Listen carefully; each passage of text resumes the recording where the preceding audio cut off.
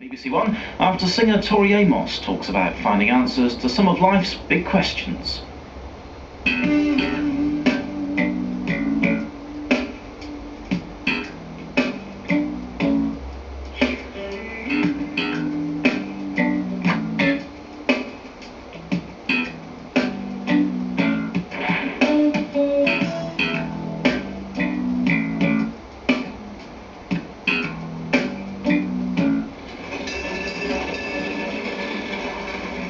Hello, today I'm in San Francisco, where the singer-songwriter Tori Amos is halfway through a world tour, taking in 200 venues.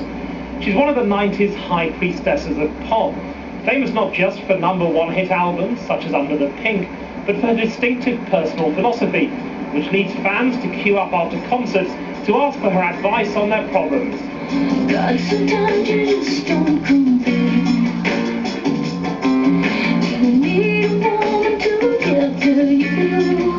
Like Madonna, Tori Amos draws on religious imagery and experience in songs which are confessional and often designed to shock. In one song, she playfully raises the possibility of Christ having been a woman.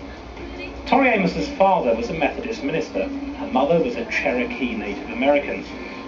A child prodigy, she was sent to music academy at the age of 5, but was thrown out for preferring Lennon to Liszt.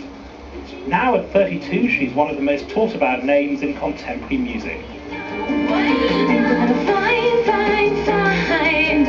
Why you always go wandering in blood.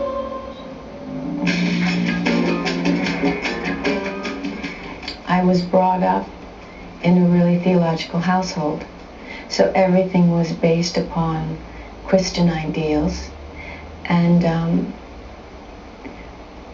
I think my dad really wanted to be Billy Graham or James Dean, and he finally decided that Billy Graham was the right choice.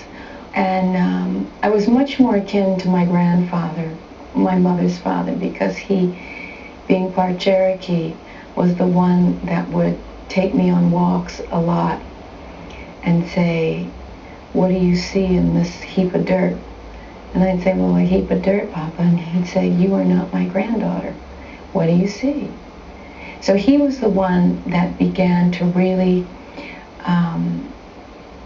kind of remind me of the old ways, whether you talk about it in Celtic mythology or Egyptian mythology or Native American, the belief that it's the balance of male and female energy, that they are equal, that the word does not just pass through the patriarchy. You were what is called a child prodigy. You were exceptionally talented at the piano at a young age, which is why you were sent to the conservatory. Did that seem natural to you? I think that I've been a musician before. I think that I don't believe in just having one experience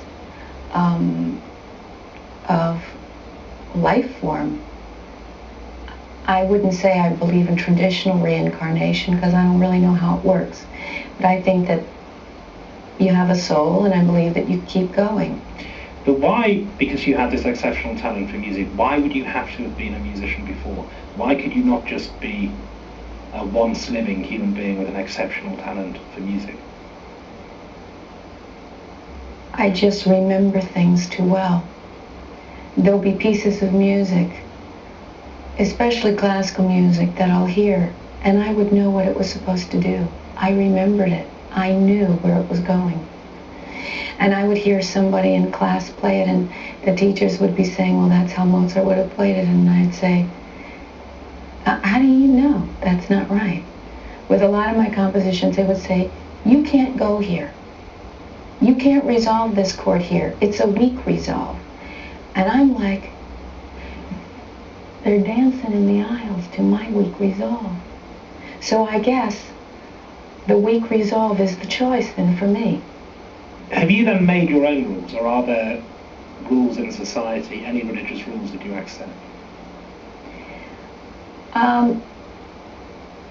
I think there are a few basic rules, and I don't know where they come from. When I talk to different medicine women, they seem to believe this also, which is honor yourself, honor somebody else, and to me that's very basic. Yeah, but when you write a line like "We know there's a girl back in Bethlehem," do you think they're not going to like that? Those Christian Republicans, those fundamental Christians. Do you think I'm going to shock them? Do you want to?